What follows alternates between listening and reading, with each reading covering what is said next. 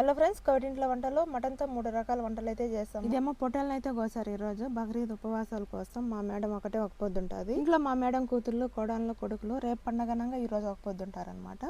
ఇవేమో కాళ్ళు, తలకాయలు. ఇవైతే మా కోవేటి వాళ్ళు తినరు, డైవర్ల కోసం అనమాట కాల్పించుకొని వచ్చింది. ఇంక ఇదేమో పొట్టపేగలు మనం ఇంట్లోనే క్లీన్ చేయాలి, బయట వాళ్ళు క్లీన్ చేసారు అనమాట. ఈ డిష్ లో మటన్ 2 పీసులుగా అయితే కట్ చేశారు, పెద్ద పీసులు ఉన్నాయి. ఇలా ఉడకబెట్టుకున్నారనమాట మచ్చిపూసు కోసం.